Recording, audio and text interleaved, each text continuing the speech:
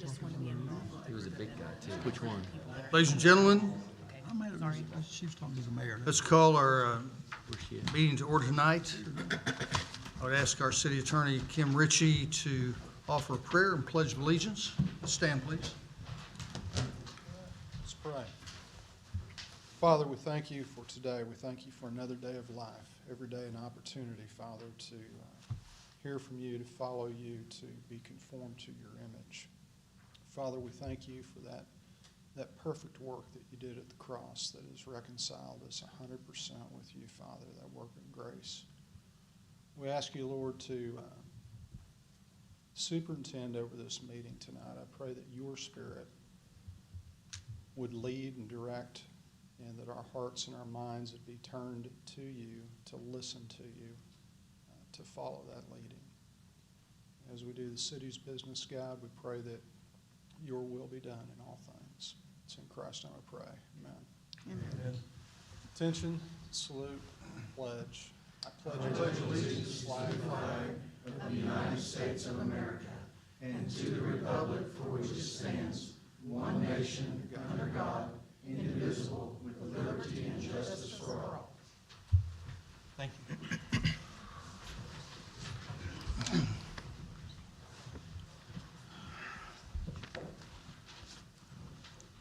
Roll call, please. Terry Lamar, Here. Troy Shropshire, Here. Dennis Nance, Here. Steve Smith, Randy Chitwood, Here. Yvette Barham. Here. Chris Gonthier. Here. Laura Seaver. Thank you. Item 2 on the agenda is petitions from the audience. We did have a gentleman call in, and I've not met him before. Are you here? I don't see or hear. Thank you very much. We'll move to item 3, department head reports. Building inspector, no report. Emergency management, Johnny Jansen. I don't really have anything to report other than we had our second tornado warning for the city last week. Got fortunate that we didn't have any damage that I'm aware of. Nobody called any in anyway, so that's 2 and before 1st of March, which is kind of unusual, but anyway, got lucky on both of those. Just wanted to see if anybody had any questions for me. Nope. Thank you, sir. Fire department, Chief Young. We, last week we went and read the kiddos at Roosevelt. The week before, I think we were at Jefferson. And so the guys have been getting out, seeing the kiddos, doing all that good stuff. They've also been doing a lot of maintenance. Station 2, when we moved out of there, we kind of decluttered some stuff, and the guys have done a heck of a job just cleaning up and making repairs that we needed to. But when me and James got out of there and opened up that one office, they turned it around. They also worked on the day room, so they've done a really good job, and they save us a lot because we got plumbers, electricians, and everything else like that they can go in. As long as we buy the material, they can knock some stuff out. So they've done a real good job. Me and James have been sitting down, kind of going over our budget for next year, and also looking at some of our fleet. We've got 2 engines that are one's an 05 and one's an 07, so we need to start looking there. So we'll be discussing that when we start doing some mid-year review and also some budget planning. But that's all I got. Y'all got anything for me? Thank you, Chief. Yes, sir. Golf course. Good evening, everyone. Hey, Dennis. Golf course is just doing fantastic. We had a pretty cold start to February, but we still ended up with a record month. So our weekends, when the weather was great, it was great on the holiday, and we were just run over with people out there. So golf course is just really doing good. We've got a lot of tournaments coming up for this year. The first one that we're going to have is the Wagner Special Olympics, and it's already just about filled up. The next one we're going to have is we're doing one for the Bradford schools on April 1st, and so I think that'll be a good one. And I just got a whole list of tournaments, so it's going to be a really busy year. Some of the numbers, Google showed we had 110 people look for directions to the golf course this last month, so it means that's quite a few for February. People don't know where the golf course is, so I thought that was interesting. But our kids out there, the The high school they've got 17 kids playing now. That's the most they've had in a while. We've also have Locust Grove playing, and we have our junior high. So usually from 2:30 to 5:30 on the good days, we have 50 kids out there. So it's really good to see all those kids out there. Other than that, we're just doing a lot of our normal maintenance, getting the golf course ready for spring, a lot of things that we have to do there. And also I'll be helping them out with the ball fields, be spraying those. And the American Legion has contacted me because I guess they're going to try to get that thing back in shape, and in the soccer field. So in the next month or so, I'm going to be really, really busy. So anytime the weather's good, it's going to be busy. But other than that, anybody have any questions for me? Yes, sir, I do. This purchase order, I'm not saying there's anything wrong with it, I just don't understand something on it. You had made some changes, I guess? And I don't know. City Clerk makes those changes. Those are all her changes, were sometimes the numbers that you put in there. So that they just updated, okay. Yeah. All right. Those are all her changes right there. Okay, thank you. I have one quick question. Yes, sir. The lease for the golf course in the Earlwood Park, when is that coming up again? I need to check on that. It was like a 50-year lease, I think, the last time they did it. Okay. But I'll find out and let you know what the renewal date is on that.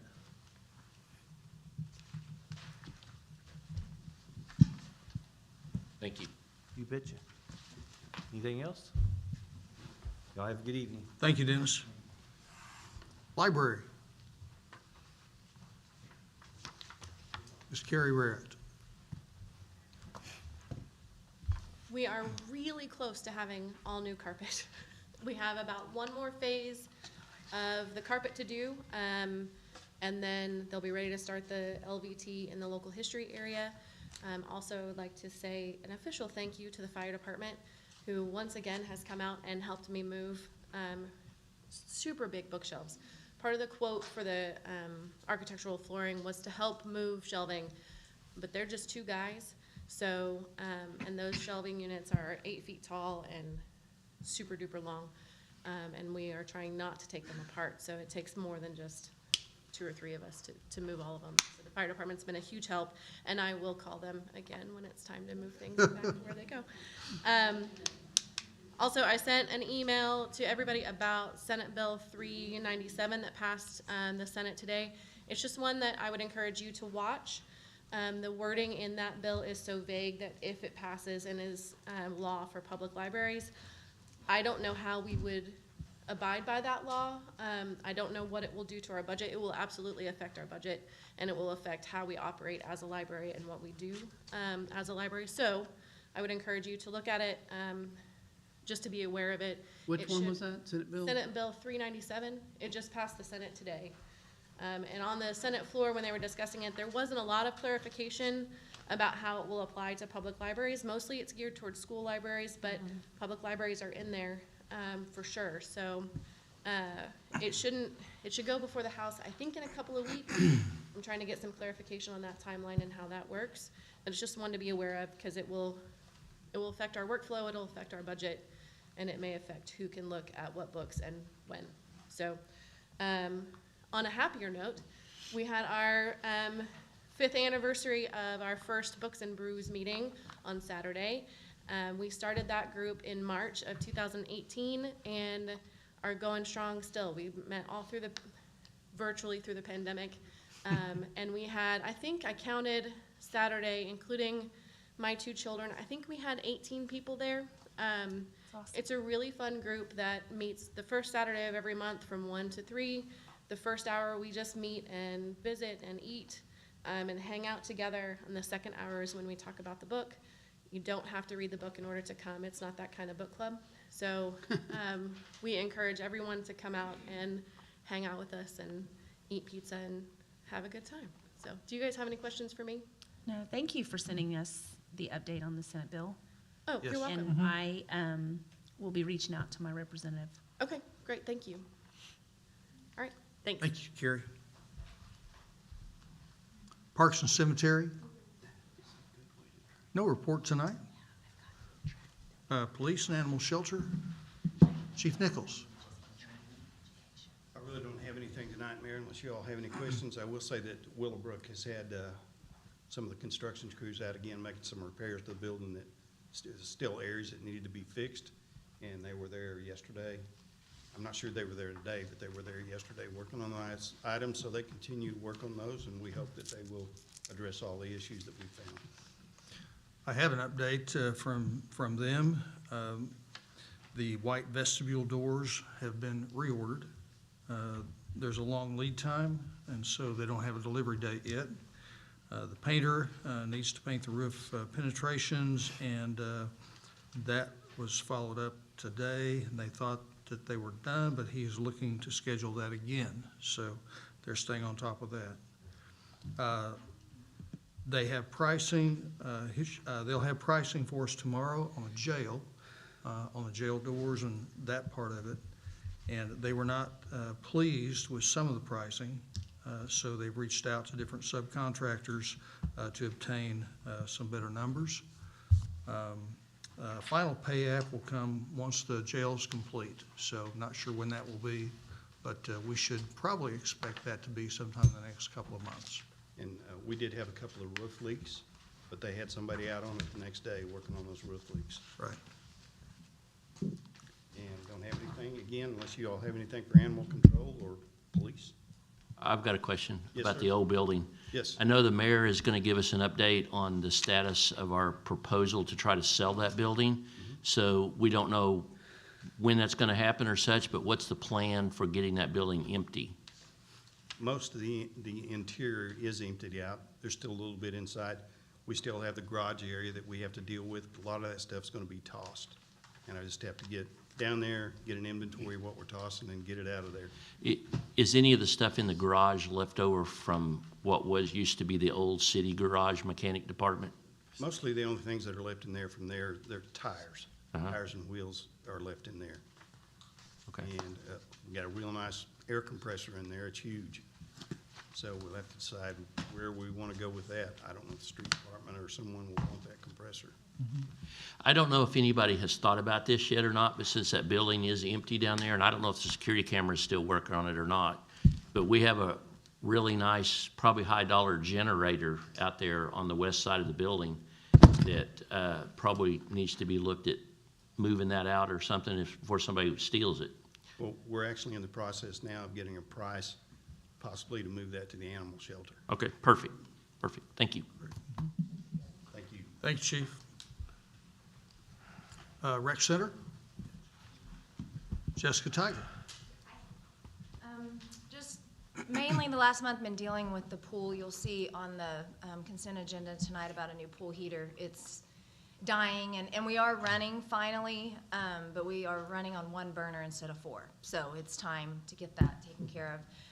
Other than that, we did have 153 new members last month, Wow. so we're still cruising right along, very busy, and preparing next week for spring break. We've extended our family swim time, praying that and hoping that the pool heater, the temporary one, stays in place.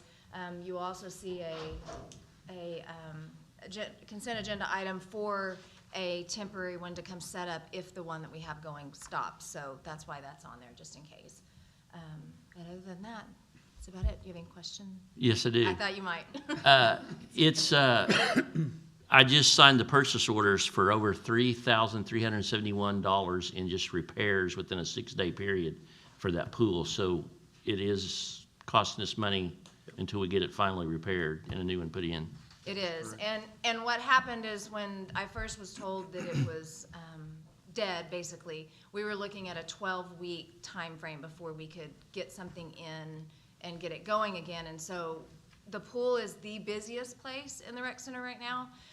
Not only do we have just our classes, but we have swim team, we have the infant aquatics going, which those are all sources of revenue for us.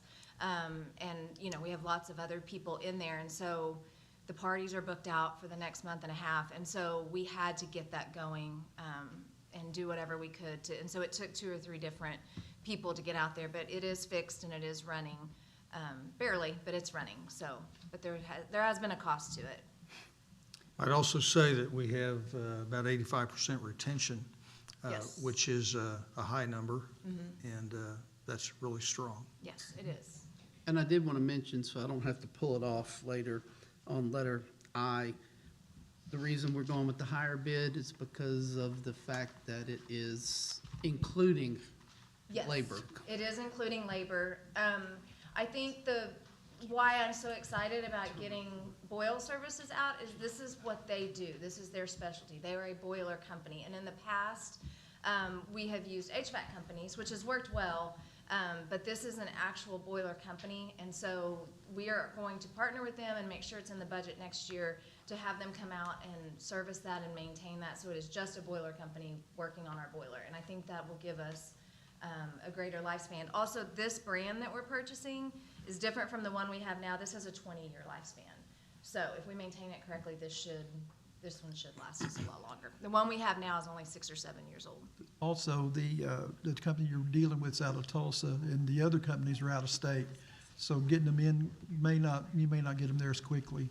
Right, yeah, and this is a 1 to 2 day shipping. So once approved tonight, we will order in the morning, and we can have that. We could have it in next week, but with it being spring break and the busyness of the pool, we will probably schedule it for the 20th or 21st. And we'll just be down 1 day, and if everything goes well, 2 at the most. Thank you. Great, thank you, Jessica. Street Department?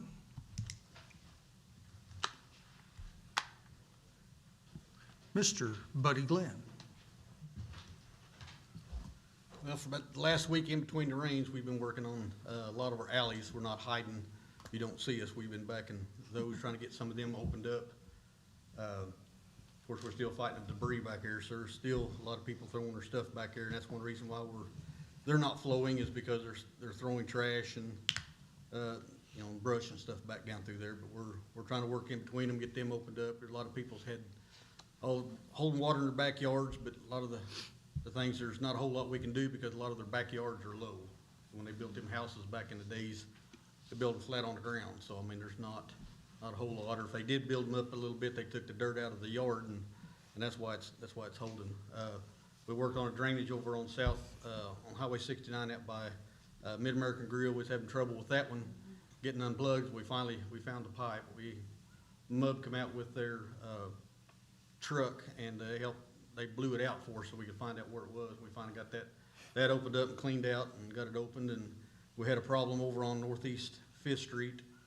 There's a whistle that's collapsed in the middle from the previous owners had it, and they smashed the pipe and never did fix it, so we was over there working the last couple of days, and utilities brought their pull-behind sprayer out, and they blew that out for us today. So that's opened up, but it can still be a problem until the homeowner, well, I've talked to him, and he was made aware of the problem, so hopefully he'll get around one of these days and get it fixed. Other than that, like I said, we're working in alleys trying to get them opened up where they'll drain. There's not a lot of drainage back behind them, but we're doing what we can to help people get the water out of their backyards. And other than that, that's our bucket truck we're probably done for our trimming for a while. Our hydraulic pump went out. So we've been looking now for over a week with that, and I think we finally found somebody that can rebuild it for us. And once this goes out, when the other part goes out, then we either have to take all the equipment off of it, just use it for a regular truck, because they've discontinued that model. They don't make parts anymore for it. So. How old is that unit? It's a 98, so it's getting up there. We've been using it. Yeah, we've been using it quite a bit, so. But other than that, filling a pothole here and there. I mean, when we get calls in, we try to take care of those, and other than that, that's all we've been doing. Pretty good. Yeah, we had talked about Oklahoma Street, the drainage problem back there. Bruce Smith says that he can get you access back there. Just wanted to mention it to you while I'm talking about it. Okay. Well, the problem with this on that drainage back through there, I guess the city parts, I mean, yeah, when we went in through there and put all them blocks and done the drainage back behind there, that's not gonna solve the problem. I mean, I guess like I said, we're gonna need a project, because with the beaver dams back in through the back through there, we don't have the equipment to go back and clear what needs to be done. What we dig out on the side, the beavers can have put back in a day. So, but I mean, that's another problem that's south of that, that's out into the county, that's gonna have to have, you know, people go and talk about it and, you know, get things figured out. But that's, and the only time we can go back there is, when it's dry. Yeah, that's what he said. It's So, pretty boggy. Yeah, because if we go back here when it's wet and we tear up his hayfield, then he probably gonna say, you know, no more back there, which I wouldn't blame him for that, so. And like I said, here lately with all the rain, we haven't had a chance to go back here to do anything. So, The landowner there has always been very cooperative. Yes. And supportive of our efforts. yes, he hasn't shot at us or nothing when we go across there. So that's, That's a good thing. yeah, that's a good thing. That's why I send the other guys first and I come back behind, so. Yeah. I got notified from the gentleman too that brought it up about that issue in there. Is this the same project that's on Mr. Powell's list for 25, 26? It's an estimated $900,000 to fix. I'm pretty sure it is. Yes, it is. Yeah, yes, it is. So, anything else you have for me, or? All right, thank you. Thank you. Thank you, buddy. All right. We'll move on to item 4, Mayor's Report. Item A, recognized city employee who has completed 25 years of service. Mr. Hess, please come in.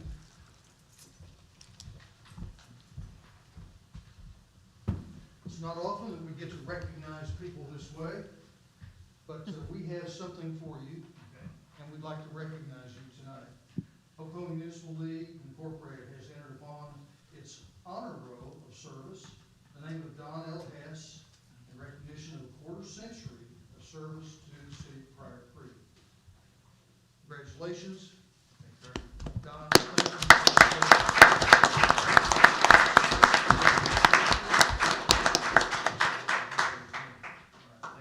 Thank you very much.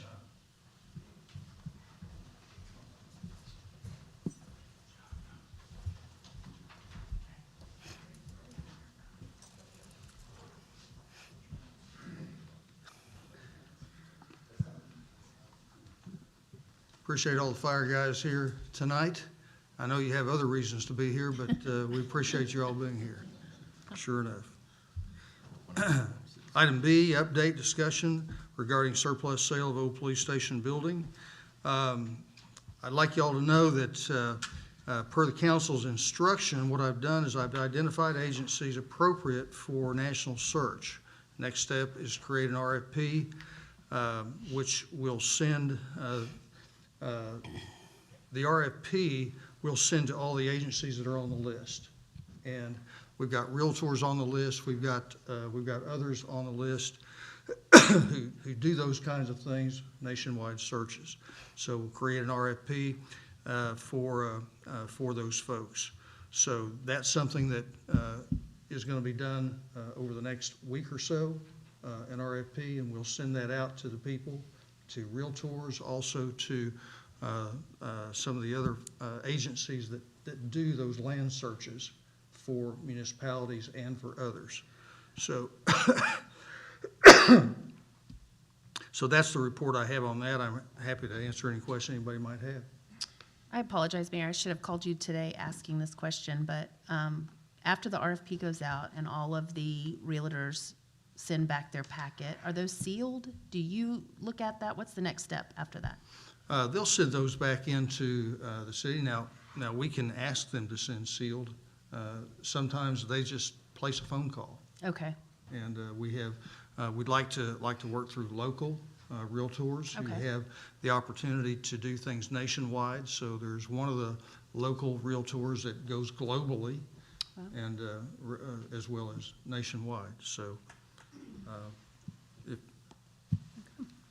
so those RFPs with those companies, they can come in sealed, or they can come in, sometimes they just place a phone call. I'm not going to put a lot of restriction on it. I'd like to do as quickly as possible. Sure. Okay. Thank you. And my question's kind of similar. They're all probably gonna be fairly standard, I'm sure, on the compensation. Have we had anybody that's been marketing it up to this point? Yes.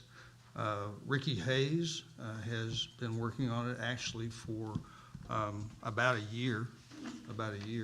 He's been talking, he'll talk to land brokers who would be interested in using that property for retail, normally retail. And then we've had a few locals who have been interested in taking a look at it. Has there been much nationwide interest with the retail attraction reaching out? There's been some, but it's not been anything that has been urgent. So, might say that there's some things on the hook, but it's not been anything where there's been an offer. So, And he's been doing that as part of the, sure, yes, sir. okay. Mayor, if I recall correctly, when the property was declared surplus and the council had gone out requesting sealed bids on this, and they were due in January, and no bids came in. That's right. So- We received none. We received none. So is the intent, are we still going out for sealed bids from potential buyers of this property, or are you just getting I think that offers the from most realtors? appropriate way. Because the council voted to go for sealed bids at that time. Right, and, but the council then later just gave the latitude to, go nationwide and try to market it. When did we vote to do that? That, I believe, on January 17. I do remember that. Discussion possible action regarding engagement in nationwide advertising regarding marketing our old police station. Yeah, Okay. so that was on January 17. And I think I was probably one of the people that was pushing for nationwide marketing, if I remember in conversation with you. Right. So, when, at the next council meeting, then we'll vote to go out for the RFPs, I assume.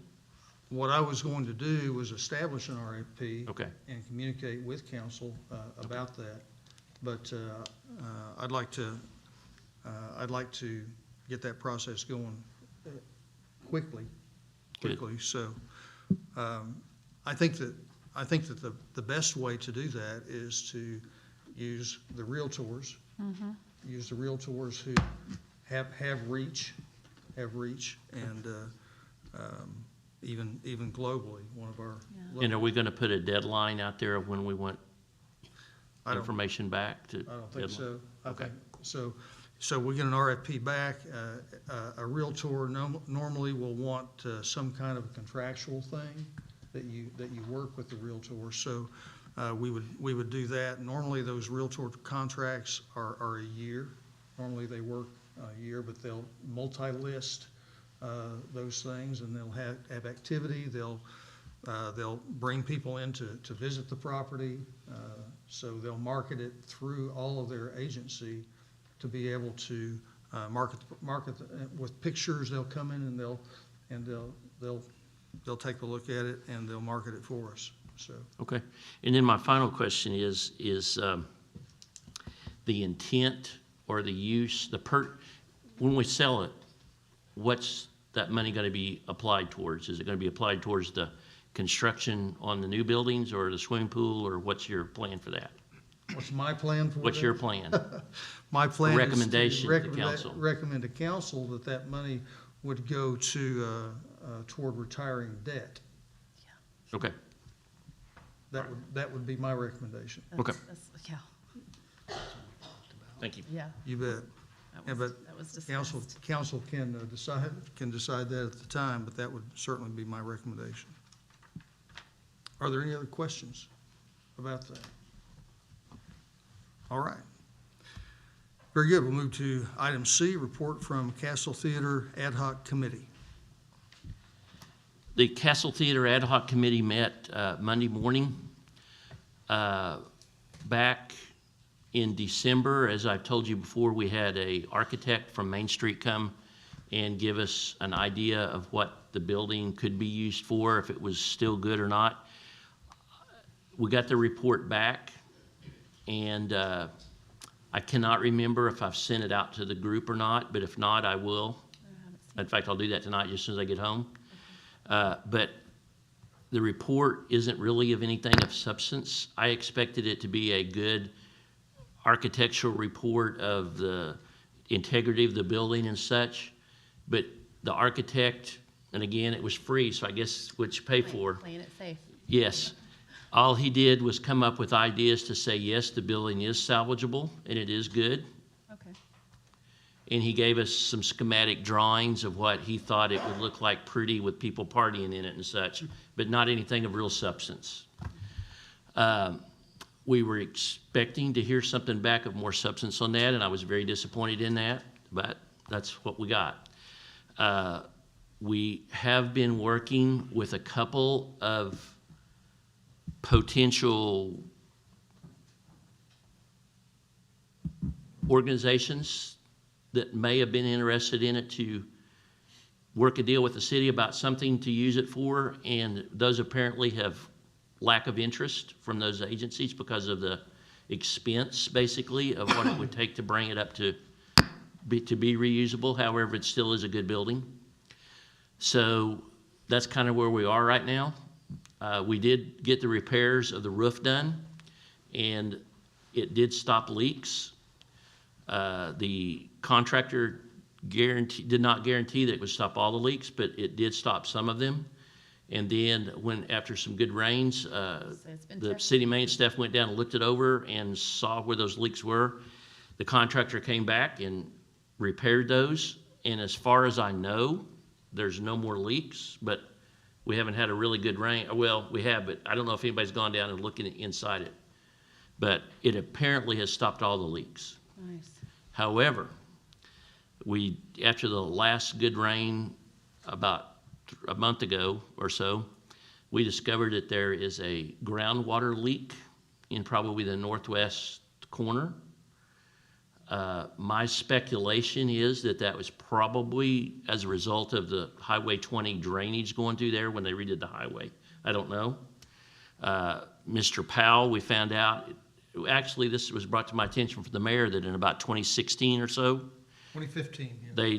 Mr. Powell, this has been an ongoing problem since then, and he had an estimate of, well, I'll let him talk about that, but that's an ongoing problem that we have now.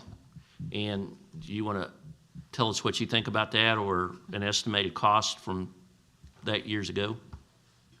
Well, we did a study, and it was asked for by the council and the mayor in 2015. It was basically a study to look at the roof and the superstructure of the building itself, and the issues that they were facing on exterior water.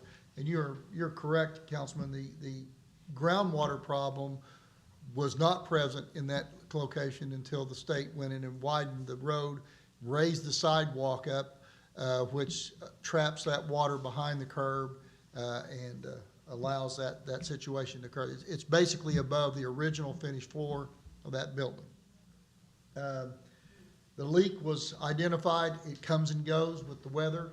And back in 2015, the solution that we suggested at that time was to, instead of trying to track down where that water was coming from, which was probably under the street or somewhere that would be very hard to get to and extensive, was to control the water at its point where it was coming out, which was to build a sump pump and sump pit at that location and control it and take the water out to south of the building to get rid of, or get it out of the building footprint itself so that it was no longer part of the drainage solution.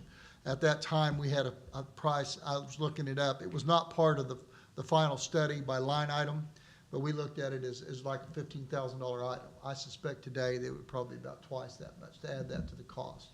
It's not an insurmountable problem. Having lived in Kansas for years, I can tell you that basements leak, and that's the typical solution for small leaks like we're talking about. This is not a, fill the basement up or fill the area up overnight, but it'll wet the floor and keep the area pretty damp in that corner, and it has been a source of mold and mildew over the years underneath this was after my time, I might say, but they built the ramp that goes down into the dance floor area, the auditorium area, and this is down and under that area. So it's been damp and concealed and under wood. It's just, perfect environment for that. Okay. Thank you. I will also add that the building is, from what we gather and from what the architect said, it is, in his opinion, it's in very good shape as far as structure goes. And it does have value for refurbishing for the future. There is a lot of, I'm gonna call it junk and crap and things that needs to be thrown away in there that's left over from proms, decorations, just anything and everything that would have been left over from proms and decor area. And a lot of that, of course, because of the building status on the inside, needs to be all thrown away.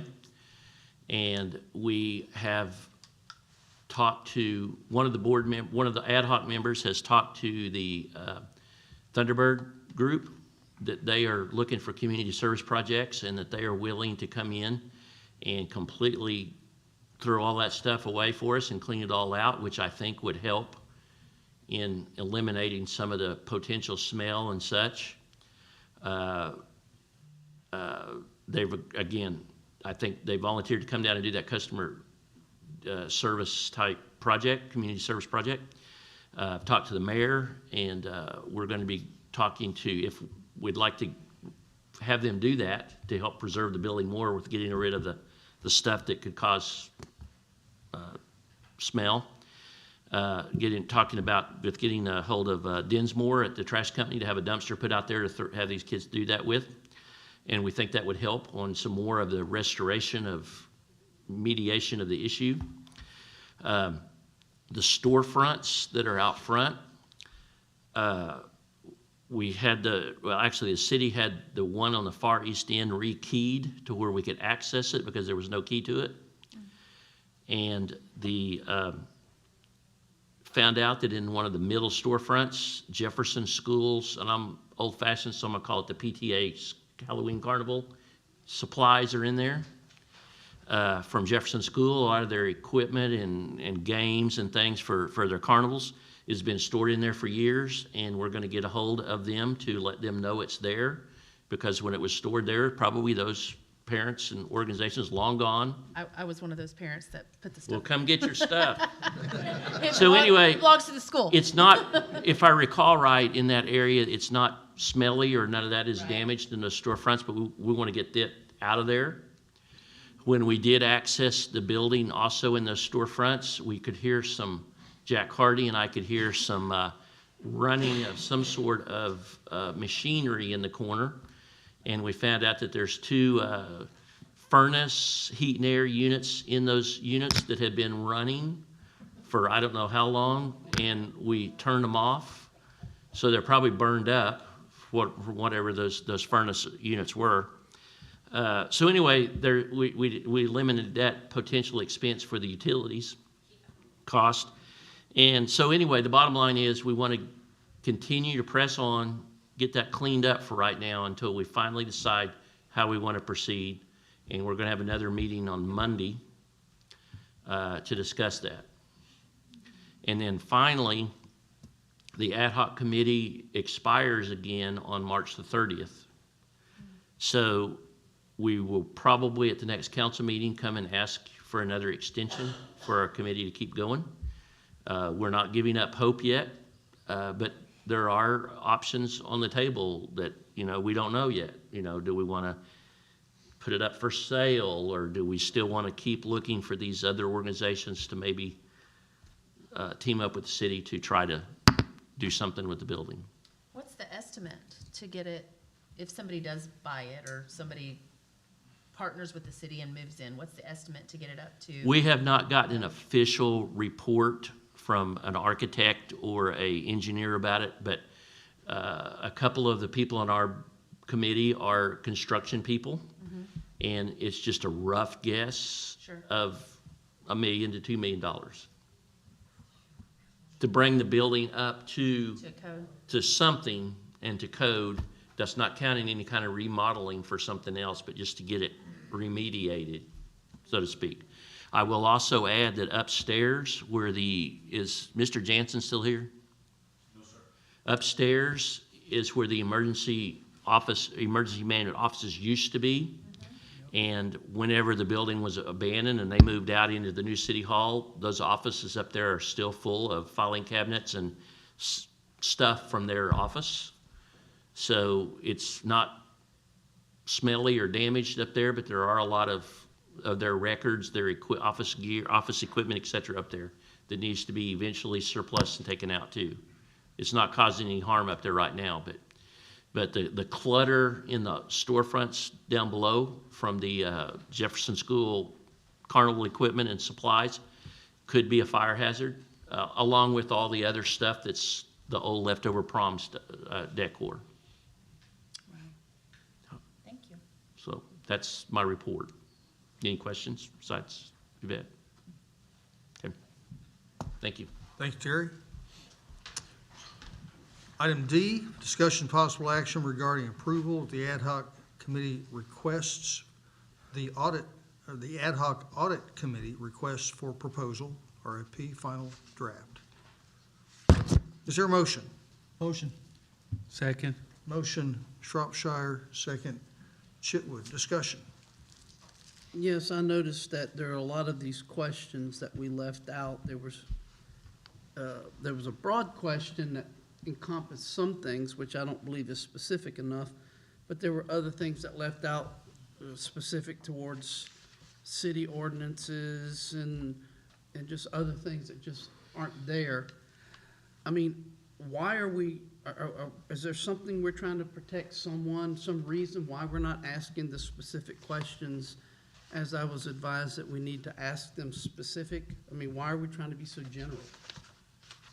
I believe that was gone through. Mr. Ritchie, I think, actually added more from what he had begun with at first. He added more to that. Well, actually going through your recommendations and stuff. And I kind of believe that what we're looking at here is if you're going towards a professional, you probably don't need to tell a professional everything that they need to do. They probably have a good idea of what they need to look at. They've done it before. Like I said, I was advised we need to be specific, and there were some things with our specific city ordinances that's not covered. There's just questions that I feel, and evidently somebody else had come up with some good questions that I felt were good questions as well. So I don't think this is specific enough, in my opinion. Do you think you've left anything out? Well, when I looked at it, I mean, the city ordinance 2-1-3, those parts were left out that I know of, and then there were some other questions about change orders and things like that. I'm just wondering about something. If we are all sitting up here subject matter experts and we know what we're looking for, why don't we do it?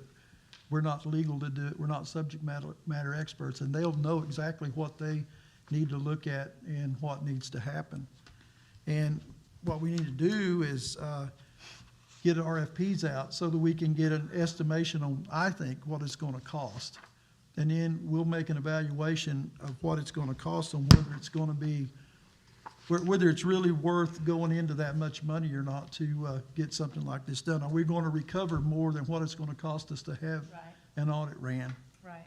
That's kind of where we're at right now. We need a basic, we need a base on knowing what we're looking at as far as money goes, and where we'll go from there will be the next step. Well, I just don't believe it's encompassing and thorough enough, in my opinion, to get us the results that we need. You may differ, but that's where I stand. So once an RFP goes out and once we get a list of, let's say we go through with it, we hire somebody to go through with the audit. At that point in time, once we're under contract, can we ask specific questions to them regarding Should be some able of the to then, concerns yeah. that? That's what they'll be here for. They'll be Right. asking us specific questions also. That's when all of these things come up and we'll be brought before them. But this is my opinion. This is where it is. When we find somebody that'll do this, we may be looking at $100,000 to $200,000 to get Right. this thing, completed. Are we going to gain that much back after we go to court, because this is not gonna happen until you go to court, are we gonna gain this much back at that time? Right. And we need to know how much they're looking at maybe gaining. So Okay. that's, And I think that might answer some of your concerns, is once, if we do go through with it, we have a contract, then the next tier of questions, the finer details, I think would be taken care of at that point, correct? sure, uh-huh. Well, I was advised it needs to be an RFP, and I'm gonna stick with that since it came from the state auditor. That she said we needed to be detailed. We also talked to her, and she didn't have any idea of, couldn't give us an RFP example of anything that's been ran like this, correct? She couldn't give us any, No, not the state auditor's office, OML. OML, okay, yeah. I mean, what she told me is because she didn't want to tell us what questions to ask, because she didn't want to ever do something that would compromise if they ever had to be involved. But she said, in general, if you want something, it needs to be specific. Without giving me the details of what, or tell me any questions to ask, she told me if it's something that we want, we need to ask it and have it detailed. That was her general. So those questions aren't from the state auditors, those are from you saying, these are the questions I would like to have answered? Well, I'm gonna be honest, there's some signatures on some change orders that need to be looked at because they were done before, the change orders were done, and we came in and retroactively had to pay for things that already had change orders. That's some things we have to look at. Now, was there a violation there? Potentially. We have to look at those things. And if we don't specifically ask those questions, we are not doing our due diligence as council to make sure that the citizens of Pryor and the money that they pay in taxes is being protected. And we need to go back and figure out what happened. And we're not gonna do that unless we do the due diligence. And I know 61-112 has some things that we need to look at, and some others. I think 121, Section E, if I'm not mistaken, I hadn't looked at it in a while. There's certain areas that are questioned. For a long time, we were running without non-collusion affidavits, and that's a violation of these statutes. And that's problems. And we've been doing that in other areas, and we end up having to pay an extra $25,000 for the other projects that we have. It's a pattern. And until we stop the pattern and start doing it the way we're supposed to do, even if we don't find anything, if we don't stop it, we're gonna keep overspending our citizens' taxpayer money. And when I came to be on city council, one of the promises I made is being transparent and trying to protect what's the people. I work for my constituents, and I don't believe I'm doing due diligence unless I make sure these questions are asked. Because some of these questions are ones that the community has asked me. So, I mean, I know I'm passionate about it. I feel your passion, and I appreciate your passion. My question specifically was, when you said what you said, the way I interpreted it was that the state auditor had asked you to ask these specific questions. But in reality, what it is the auditor just said, hey, ask specific questions if you want them answered, and these are your questions. These are not from the state auditor, These aren't correct? just my questions. A lot of Okay. these questions come from other citizens. Okay, that was it. I was just making sure. Oh, that's fine. If it was misquoted. No, that was or my misexplained- interpretation. Oh, okay. Chris, I do not disagree with you at all about the specific questions to ask the auditor. I just don't feel that all of those things need to be specific in the RFP asking for the professional service to come and do an audit for us. These are professionals that know what they're doing. They know what kind of questions to ask, I'm sure, in an audit situation. I have no objection at all to, when the auditors get here to do the audit, to sit down with them, as our group hopefully will at the beginning, and say, hey, here's what we have, here's our construction project, this is the issues we have, and these, as you working for us as our auditor, we would like you to look into these specific things for sure, in addition to whatever you normally do. Hand them that list, and buy off that, yes, they will do that for us, and that we will ask them to do that. I just don't think it's necessary to put all of that in the RFP, which they know what they're gonna look for when they get here for an audit. I'm pretty sure we don't know what all to put in here right now. Now, we may not are know in all unsure- of it, but if we do know it, what we do know, we should put. So I understand your position, I just respectfully disagree. I think it should be there, so that we, right up front, people know what's going on. The council's gonna make the decision what they think. I just expressed my opinion and where I stand on it, and there's 6 of us here tonight, and so it's not just my decision. I'm just trying to be clear where I stand and why, and then everybody else will make their call on it. So is where you're going at with this is that you think that we're not doing our diligence as a city council like you are to go out with the RFPs that we have suggested without asking these. So you're saying that we're not doing our diligence, is what you're trying to say? From my understanding that we need to be specific, I think we'd be lacking. During the audit itself. I think we would be shortchanging ourselves and the citizens. From the understanding I got from my conversations, I believe in the RFP, it should be specific. And so I believe we need to put it in the RFP and be specific. Well, since you are animate about that, and again, this council is going to have the ultimate say-so, but I have asked Mr. Ritchie, and that's why that computer is up right there. He has the RFPs, and if there's specific changes that the group thinks needs to be in there, then if Chris, and I wholeheartedly agree and respect Chris in his decision that he thinks is adamant about that. So if the group wants to go ahead and include that in it, it's simple to copy and paste it into it, but however we want to do it. But he's here to make any changes. And my intent for bringing this up tonight is that we want to get this done and approved tonight so we can go out with RFPs. Get the process started. Get this process started tomorrow to send out the RFPs as soon as possible to get the ball rolling on it. My end in mind for all of this has always been to, one, if something was done where somebody needs to be held liable, will this potential audit allow us to take the next steps in order to have retribution, to have the liability answered for? Well, And after talking to Mr. Ritchie, that is exactly what this is going to do if we choose to go through this audit.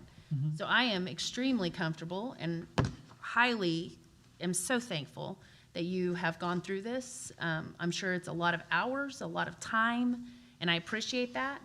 And then once, if you decide to go through, I'm sure that there is not just one level of the questions that you have, but also multiple questions that we haven't even thought of at that time, and I'm very comfortable with that as well. So thank you for all of the hard work that you guys have done. Not being subject matter experts, I'm sure there's a lot of things that we've left out. Yeah. Well, there are some things that I would like added, but I don't want to go through the time of trying to add things if the council's not gonna, On your questions, some of the questions. can we add the list of questions we'd like answered but not limited to?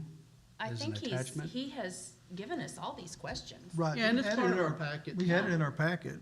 Yeah, it's right here. Well, I mean, like one of them, the city ordinance, 2-1-3, that section.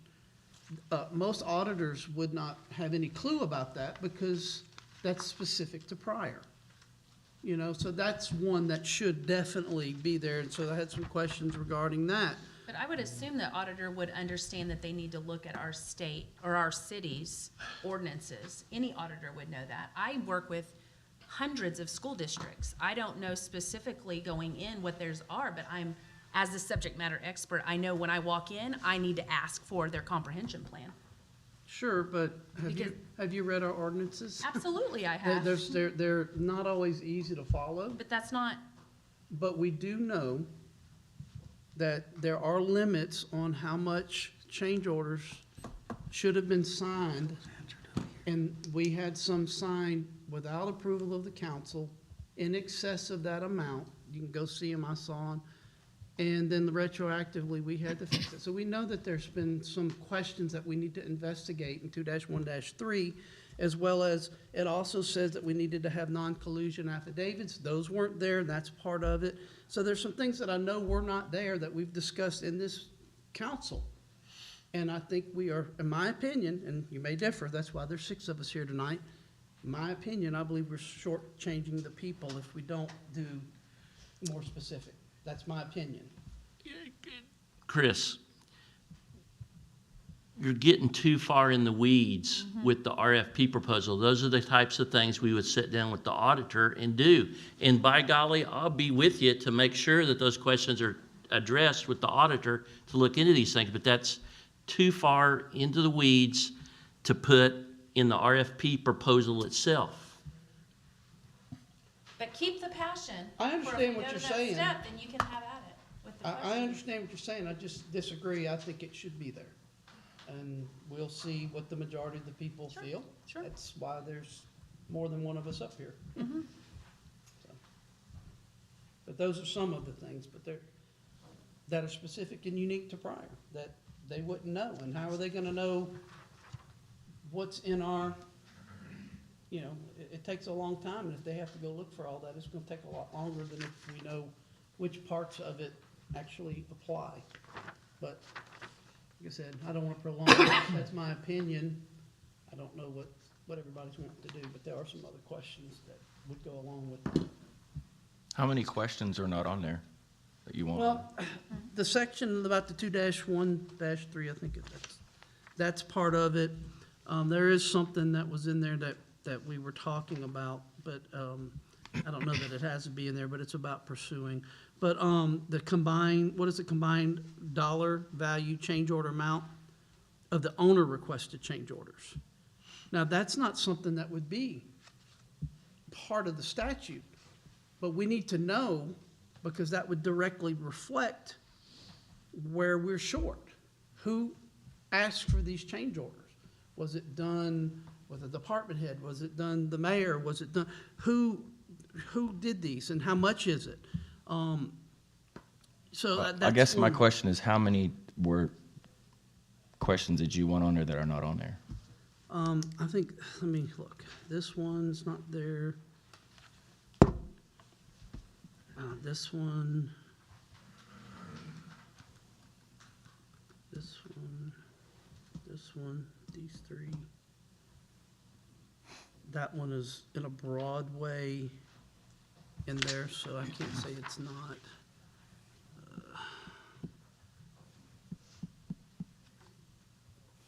That's kind of in there.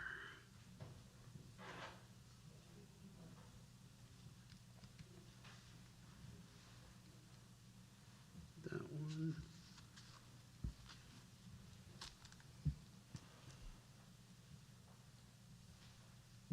That question specifically, this one.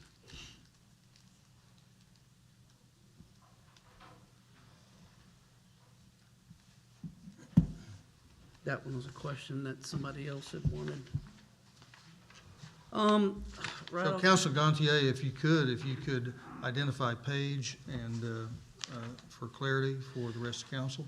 Page 9 and page 10, and then also page 8. There's some things on page 8 under expectation, that section I'd like to be in there somewhere. And then page 9 does the total value, and it's about halfway down, does the total dollar value of change orders approved for the primary contract, City of Pryor to CMS will exceed the 10% change order limit. That's a specific question, because if it has, that would tell us where to go from there. Did the project manager, and yes, I know it's something that may be buried in there, but CMS Willowbrook ever discuss the 10% maximum change order limit with Larry Lees? Okay, was that something that was discussed? That is particular to us. That's particular to a person.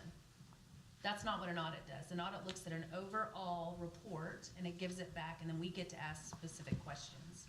So we can't go after specific people, otherwise then you have a bias going in, and that's not what an audit is.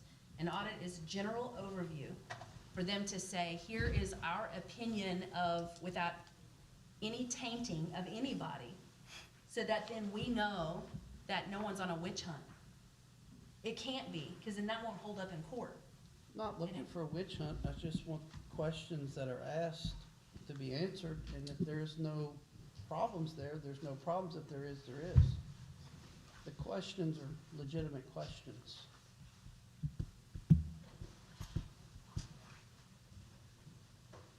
Council, we're having discussion on a motion, request for proposal, final draft. So you have drafts that are in the packet.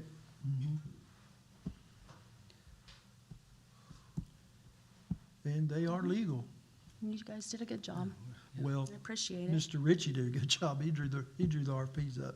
This We was gave a him team information. effort by several people and several citizens involved too that Right. gave us advice and input and suggestions and recommendations. It was a team effort from a lot of people. And again, this is just the start of this process.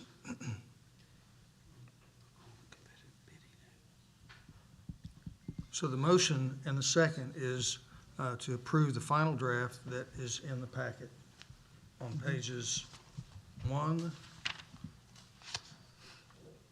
through 3, pages 4 and 5, pages 6 and 7.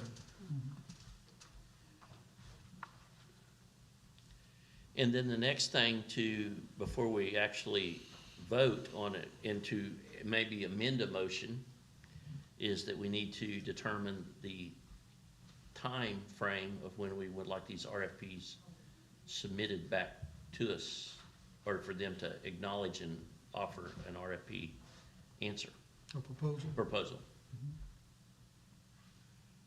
What is your recommendation? Well, somewhere between 45 and 60 days. 60 days. What would you recommend? Me? I don't have, oh, I was like, I don't have a clue. I'd give it 60 days. 60 days? Okay, I'll amend my motion to amend it to 60 days. Well, I disagree with the 60-day length. I think that's dragging it on for a couple more months. I don't know what the magic what the magic ball is or crystal ball is, but I would think that we should probably do this by the 30 days, second council meeting in What's a normal time when you go out for information first like council meeting in this April.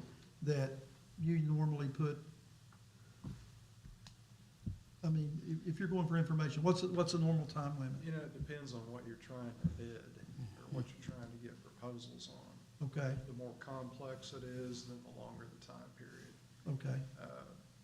I think 60 days, if you want to do 30, that's fine. But 60 is a fairly short time period for something like this, for people to familiarize themselves with the RFP and Can- look into the background of it. But Can I interject something? Sure. I think it would be unwise to deal with the time frame the same on all three of these.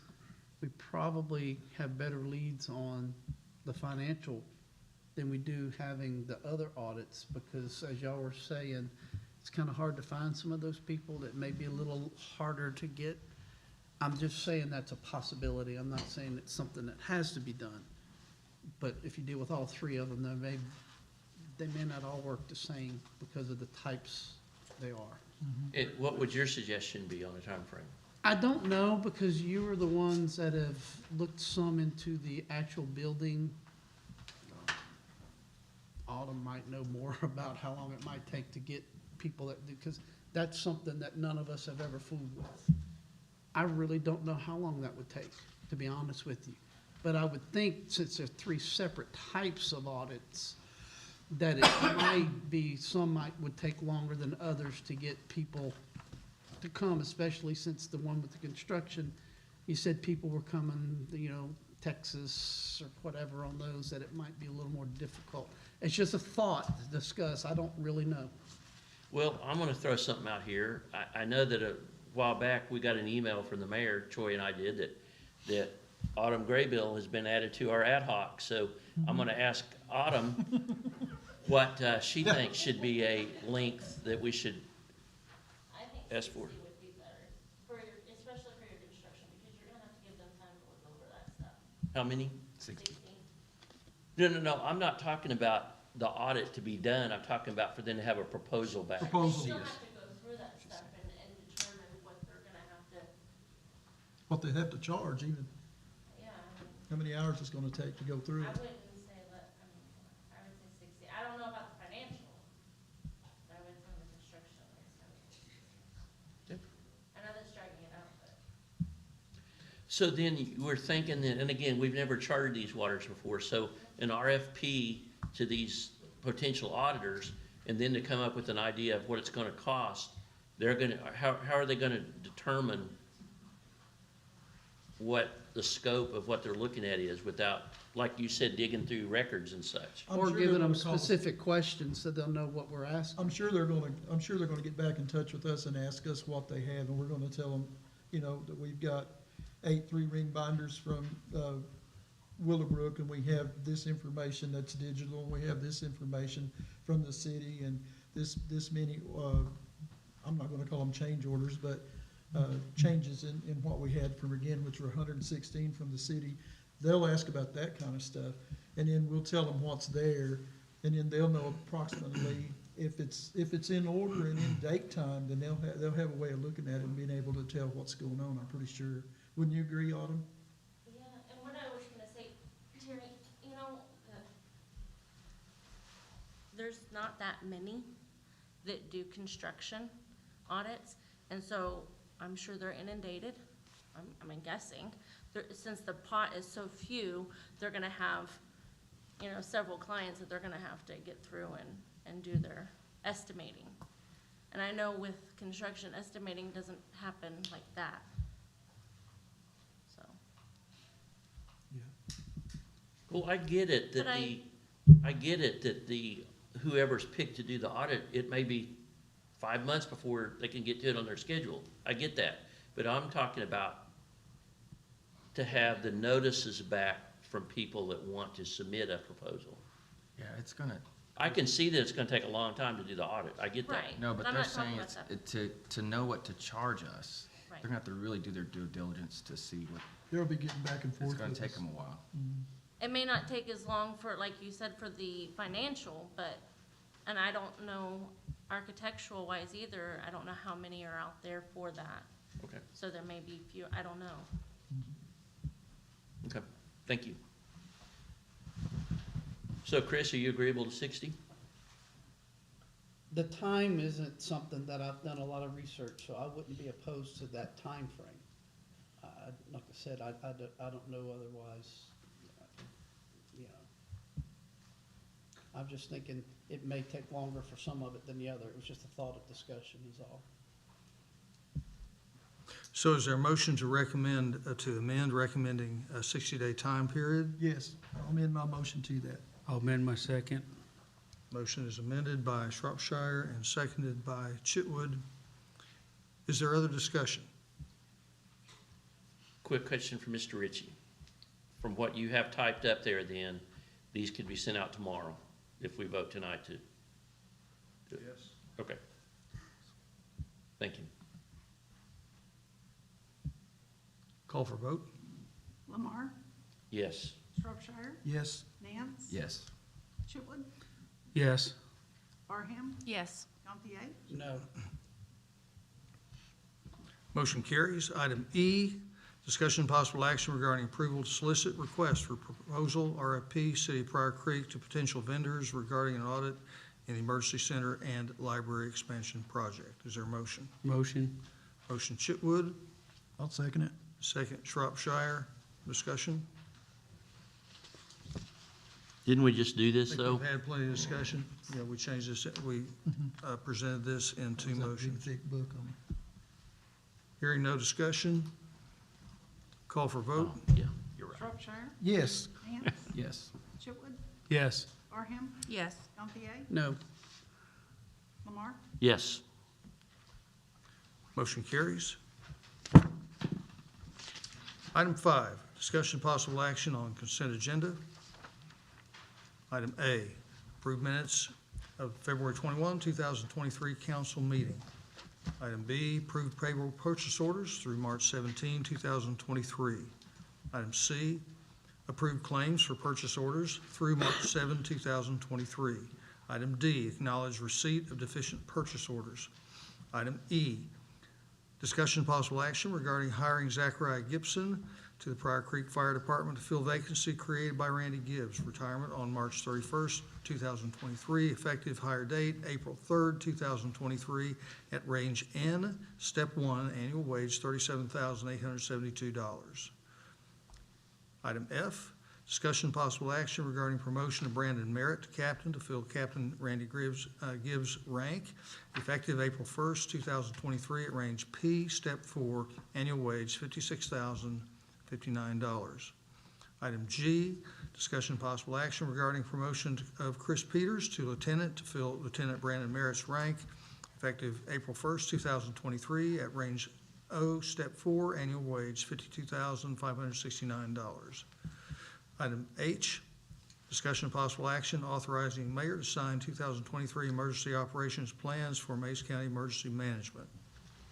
Item I, discussion of possible action regarding an expenditure in the amount of $38,175.90 to Boyle Services Incorporated as in best interest of the city to replace the pool heater at the Pryor Creek Recreation Center from aquatic repair and maintenance account 848465091.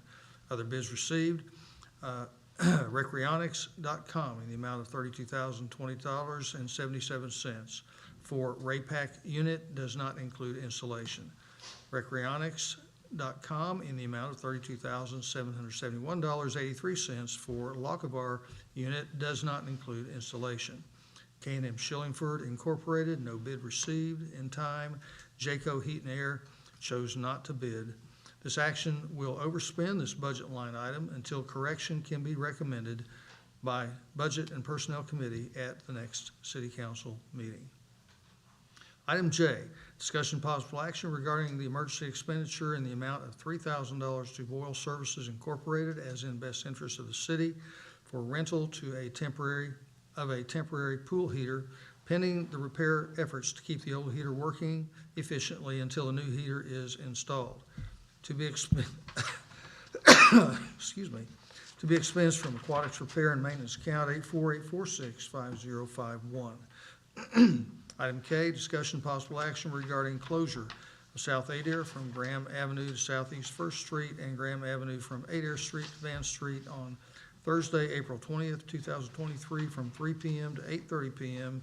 for the Pryor Main Street Spring Carnival. Item L, discussion possible action regarding closure of Graham Avenue from Adair Street to Rose Street on Saturday, April 22nd, 2023, from 7 a.m. to 2 p.m. for the Northeast Oklahoma Veterans Freedom Tours, Car Show, and Pull a Fire Truck event. All proceeds go toward their trip to Washington, D.C. in September. Item M, discussion possible action regarding declaring surplus Pryor Creek Police Department, Bullet 1, Pryor Creek Police Department Assistant Chief Badge and Shield Badge number 30. Bullet 2, Glock 17, serial number YSV 803. Bullet number 3, Glock 26, serial number 6KA 956. Bullet number 4, Rock River Arms LAR 15 / 223 upper. Bullet number 4, Winchester Defender Model 1300 12-gauge shotgun, serial number L3500480. Item N, discussion possible action regarding James Williams' purchase of each of those items listed in item M. Good job. At fair market value, as per FOP Lodge 116 Collective Bargaining Agreement, Articles 28 through 29, page 21 through 23. That is safety in action, ladies and gentlemen. Item O, discussion possible action regarding proposed street project. Northeast Third Place at an estimated cost of $87,745 and expense from street asphalt overlay account 14145-5410. Item P, discussion possible action regarding proposed street project, streets encompassed by Green Country Mobile Home Park, A through C streets, pending inclusion of other streets within the park if needed, at an estimated cost of $180,845 and expensed from street asphalt overlay account 14145-5410, with a new estimate from engineering. The updated estimate for all Green Country Mobile Home Park streets A through G is $259,651.50. Item Q, discussion possible action regarding proposed street project, downtown corridor alleys at an estimated cost of $57,145 and expense from street asphalt overlay account 14145-5410. After further review, the updated estimate is $180,577.94 with significant base repair included. Alleys are number 1, north-south between Van and Rowe and Graham and Southeast First Street. Item 2, north-south alley between Mill and Adair and Graham and Southeast First Street. Item R, discussion possible action regarding proposed street project, Southwest 29th Street to Highway 69 West to city limits line at an estimated cost of $140,375 to be expensed from street asphalt overlay account 14145-5410. Item S, discussion possible action regarding proposed drainage project, Salt Branch Creek Phase 2, main and body stem tributary, and at an estimated cost of $262,345 and expensed from street drainage projects account 14145-5092. Item T, discussion possible action regarding an expenditure in the amount of $4,134.50 to HIS Inc., LLC, for floodplain hydraulic study on Salt Branch Creek from street outside services inspection account 14145-5076. This is the consent agenda. Which items would council like to remove? E, Item E, F. item F, G. item G. G, Missed that one. item M, N, P, and R. M, N, I'm sorry, which one's, Chris? P, R. You said, P as in Paul. okay, P and R, Yes, sir. P and R. Q is in Quebec. Quebec. Are there others? You need to remove I. Yes, sir, we need to remove I. Thank you. I even have a note. I thought about. All right, the items are E, F, G, I, M, N, P, Q, and R. F, G, I, M, N, P, Q, and R. I entertain a motion to approve all of the items that were not removed. Motion. Second. Motion Gantier, second Chitwood. Call I for have, discussion? yes, on the consent agenda that's not mentioned is the ones that are separate.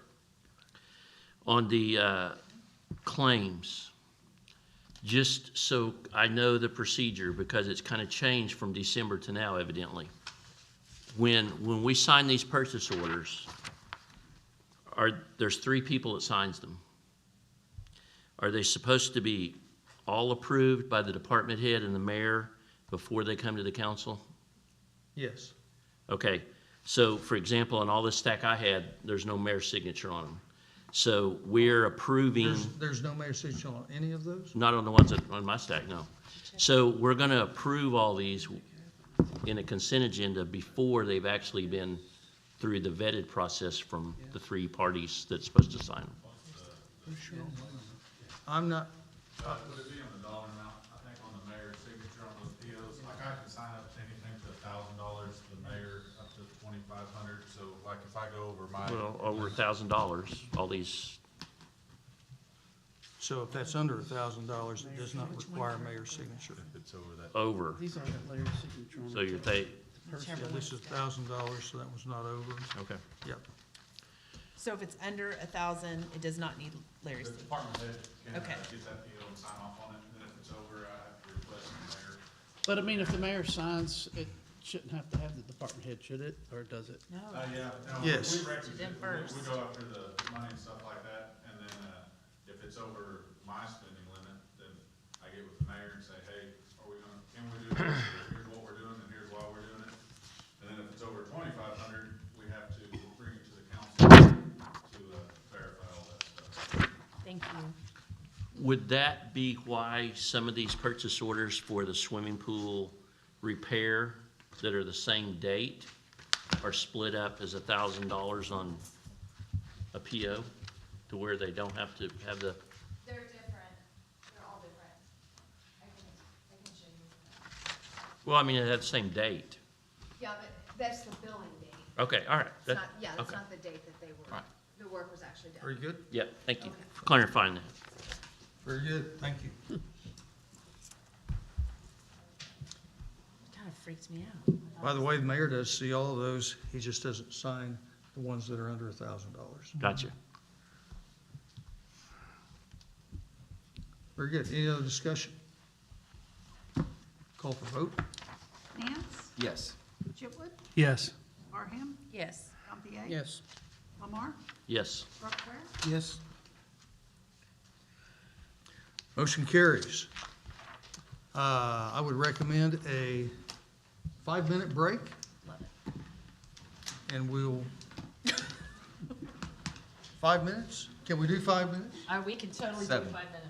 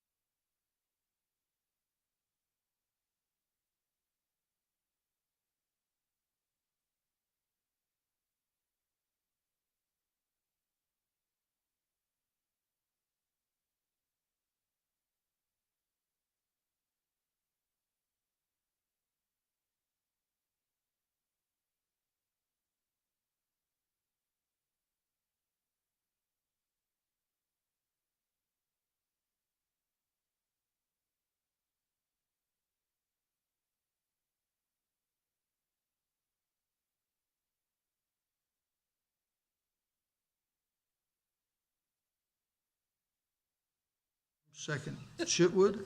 Wake you up. Discussion? Discussion? Call for vote. Nance, Yes. Chitwood, Yes. Barham, Yes. Gantier, Yes. Lamar, Yes. Shropshire, Yes. Motion carried.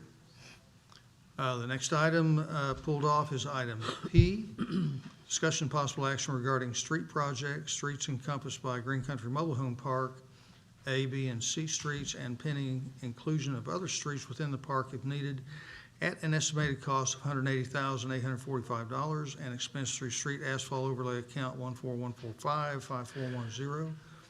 With the new estimate from engineering, the updated estimate for all Green Country Mobile Home Park streets, A through G, is $259,651.50. Motion. Second. Excuse me. Motion Gantier, second Shropshire. Discussion. I would ask if possible, our engineer just explain the big jump. That's all. I was, We were asked originally to produce an estimate for the north-south streets in the mobile home park, which we did at the Street and Drainage Committee. It was discussed that all of the streets up there needed to be Okay. All right. included. So this includes not only the north-south streets, but the east-west streets as well. We were asked to produce a revised estimate for all of those. all right, thank you. Further discussion? Call for vote.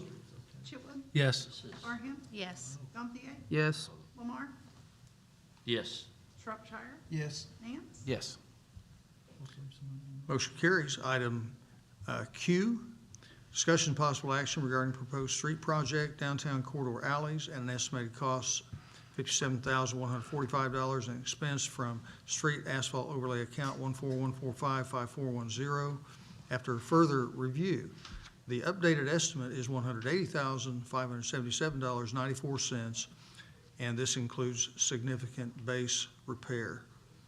The first is the north-south alley between Van and Row and Graham, and southeast First Street. The second item is north-south alley between Mill and Adair, and Graham and southeast First Street. Is there a motion? Motion. Second. Motion Chitwood, second Gantier. Discussion.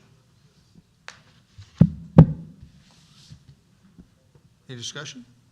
Who pulled it off? Is pulled? I did. didn't pull this one Oh. off. So say I Oh, think. you did? Discussion. Well, let's let him give his report Yeah. first, and he might answer my questions. Terry. We just wanted, no, but,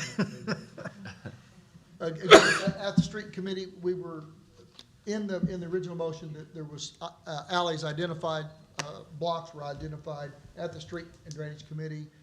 We were asked to come up with an estimate for all of the alleys, Mill to Kauai, both sides of Main Street.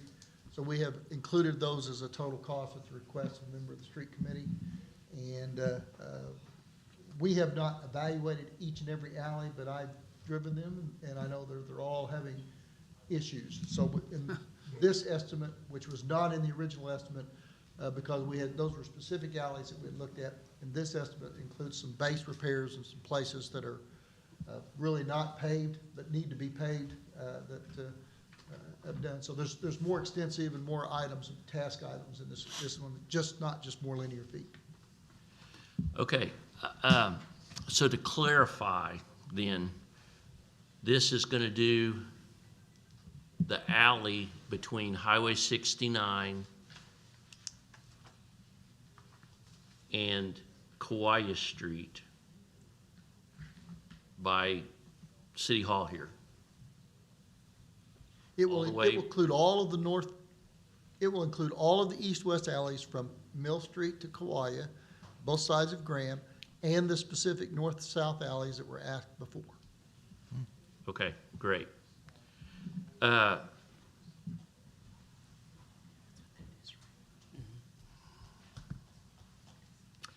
On the north-south alley from Arvest Bank north, Yes? between Mill and Adair, that's a concrete alley. So are we gonna cut the bad parts out of the concrete and then overlay the whole thing with asphalt over that concrete, or how does that work with a concrete alley? An alley that is currently concrete without asphalt over the top, the intent here is to, asphalt has been used as patch material everywhere over the concrete Yes. alleys. We're gonna remove all of those asphalt through a milling process, then we'll evaluate the concrete below it. Unlike a regular street, the alleys are concave. They channel the water to the middle of the alley.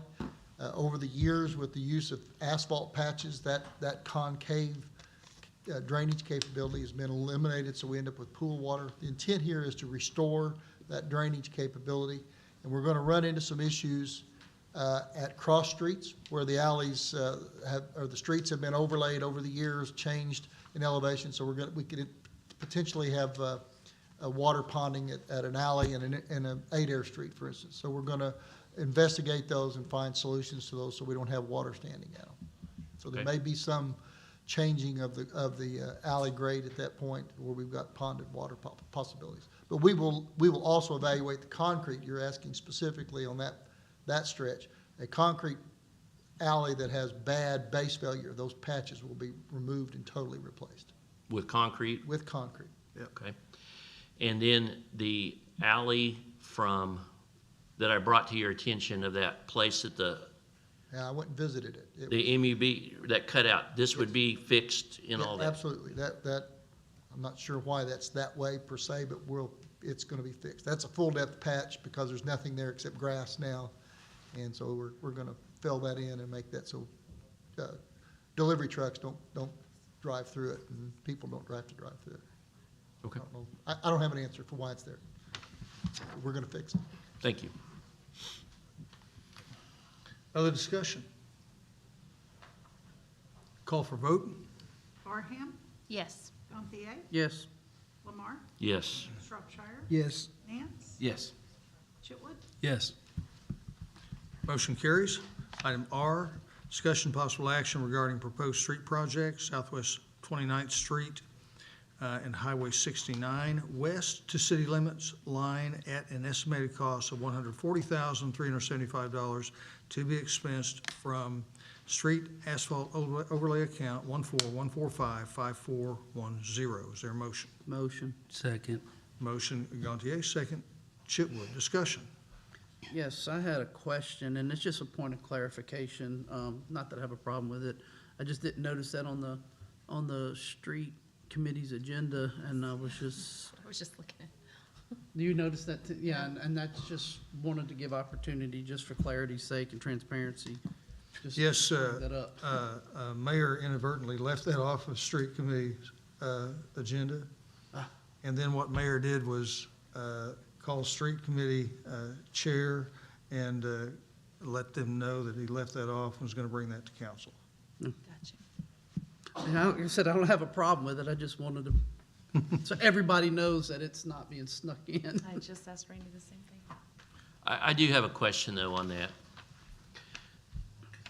From the railroad tracks to where the city limits end and the county road maintenance starts, the county built that and paved that nice new road through there, and this is gonna hopefully match up to that.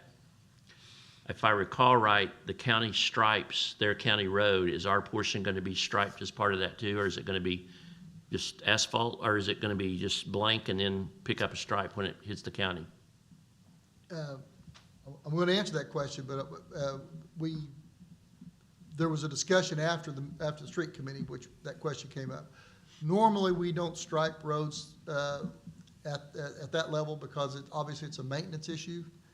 We stripe it, and once you stripe it, then it fades, and you've got to restripe it. And if you've got a liability issue, if you striped it and it's not completely striped, and there's a problem, somebody runs off the road, then it's a problem. So we try to only stripe those roads that are main arterials in the city. That one's heavily traveled. It's definitely needed repairs, but it's not a road that's in our main arterial system in the part of the city. So my recommendation to Buddy was that we not stripe it, either center line or edge striping, either one.